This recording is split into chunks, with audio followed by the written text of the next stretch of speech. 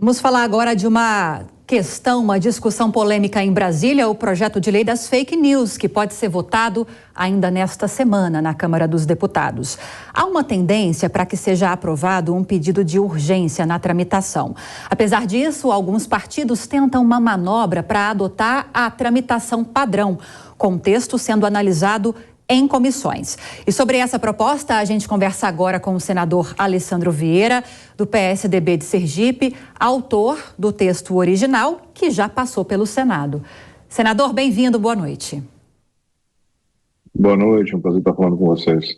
Agora, senador, essa proposta que já passou pelo Senado foi aprovada em junho, se não me engano foi junho de 2020. Daqui a pouco se completa 3 anos que essa proposta se arrasta e não é discutida na Câmara dos Deputados. Tentou-se aprovar requerimentos de urgência na gestão anterior, o Lira não apoiou, isso não avançou. E agora, nesse contexto atual que a gente está vivendo, essa proposta pode ser aprovada já nessa semana.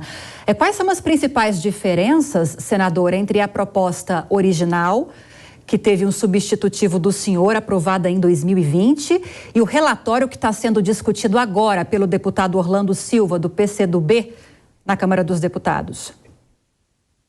A gente só vai ter acesso ao texto efetivo do deputado Orlando amanhã. Mas, pelo que foi noticiado, ele incluiu questões como remuneração do trabalho jornalístico, a criação de uma autoridade independente para fiscalização e a imunidade parlamentar em contas de rede social. São pontos que, na minha opinião, agregam complexidade e que não são essenciais para o projeto. O projeto que o Senado aprovou cuida é de ferramentas usadas para disseminação de conteúdo falso. Ele não entra na discussão de conteúdo. As pessoas continuam com o seu poder de opinar, de se manifestar, mas sem direito ao anonimato. Me lembrei agora, inclusive, porque eu andei olhando essa proposta que foi aprovada em 2020 no Senado, e esse ponto que o senhor tocou agora no final é um dos principais, né? Uma grande preocupação, principalmente diante das últimas eleições, se combater os robôs, as contas falsas, que têm um papel relevante, para não dizer predominante, na divulgação de conteúdo desinformativo, de fake news. Fala-se muito agora na responsabilização das plataformas, das redes sociais, com um rol muito grande de punições para aquelas que não se adequarem às novas regras. Esse é um fator polêmico que pode atrasar ainda mais essa tramitação na Câmara dos Deputados. E qual a sua opinião, senador, em relação a essa responsabilização? Bom, primeiro a gente tem que lembrar que esse texto só se aplica às grandes plataformas. Plataformas com, no texto aprovado pelo Senado, mais de 2 milhões de usuários, na sugestão do deputado Orlando, mais de 10 milhões de usuários. Então ele não está falando de startups ou de pequenas empresas, ele está falando das gigantes. Elas já fazem moderação de conteúdo, elas já têm toda uma conduta interna, mas que não é transparente. Para defender o interesse do brasileiro, é importante, primeiro, que ele tenha clareza e transparência de como as coisas acontecem, e segundo, que as plataformas que lucram com a desinformação tenham algum nível de responsabilidade. Repito, sempre preocupado, sempre focado nas ferramentas de desinformação. Quem vai dizer o que é verdade, o que não é verdade, é a justiça. A gente não tem que entrar nessa seara porque é um risco muito grande numa democracia. Mas, ao mesmo tempo, deixar sem nenhum tipo de responsabilidade essas empresas tão grandes é um problema que o mundo inteiro tenta enfrentar e o Brasil tem agora condições de dar um passo adiante. E tem um ingrediente diferente de 2020, agora nessa tramitação na Câmara dos Deputados neste ano, senador, que é esse contexto de aumento da violência nas escolas. Tivemos recentemente o atentado em Blumenau, em Santa Catarina, aqui na capital paulista, numa escola pública, no caso de Blumenau, numa creche particular. E muitos analistas dizem que a multiplicação de grupos de extrema-direita, de conteúdos de ódio nas redes sociais tem relação, segundo esse grupo de analistas, tem relação com esse aumento da violência no contexto escolar.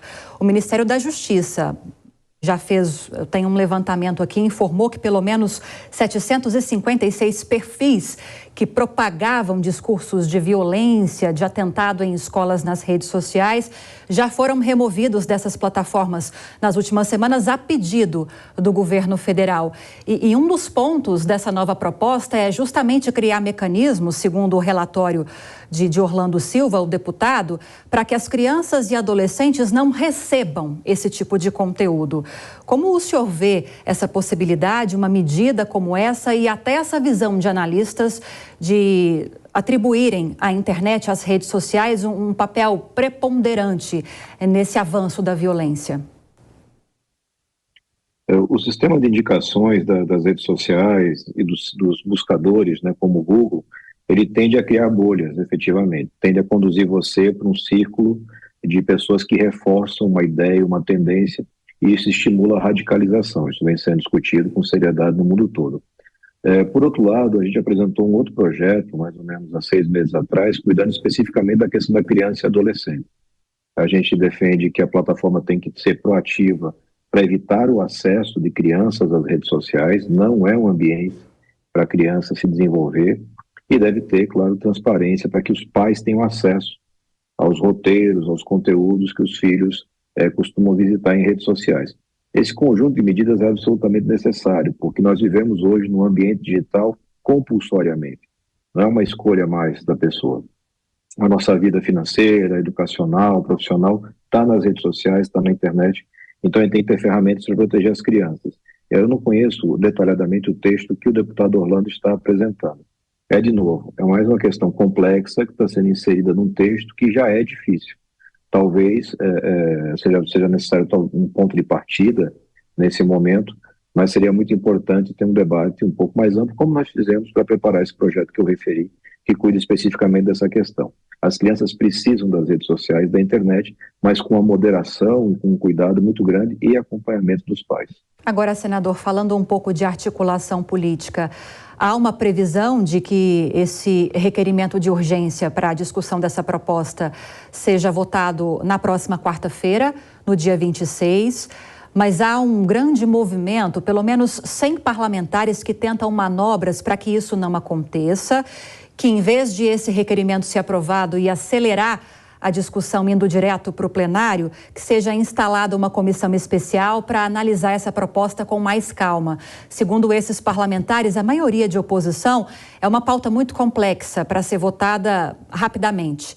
Queria te ouvir a respeito disso, se o senhor concorda que, como essa proposta foi aprovada no Senado há 3 anos, é uma discussão relevante para o momento, se isso poderia avançar mais rapidamente ou não na Câmara dos Deputados e as expectativas para esse retorno da proposta com mudanças no Senado Federal. Eu acredito que a discussão já está madura, né? Todos nós já temos conhecimento da gravidade da questão, da urgência em legislar. E é preciso que esses parlamentares tenham a compreensão de que no momento em que o legislativo se omite, o judiciário legisla. E é isso que a gente viu acontecer durante as eleições e vamos agora para as eleições municipais. Você imagina se em cada comarca você tiver um juiz decidindo o que pode, o que não pode, como deve ser feito o trabalho em rede social. Então, eu lamento que algumas pessoas tentem levar para um lado ideológico ou mesmo para um clima de campanha, porque nós estamos cuidando da vida das pessoas. É um projeto que já tem uma discussão de 3 anos, que já fez uma série de concessões, e eu espero sim que ele seja votado com brevidade e logo em seguida aprovado no Senado, para que a gente possa dar um passo adiante. Isso não vai se encerrar nesse projeto. A dinâmica da internet é muito acelerada, então é natural que a gente venha legislar novamente no futuro.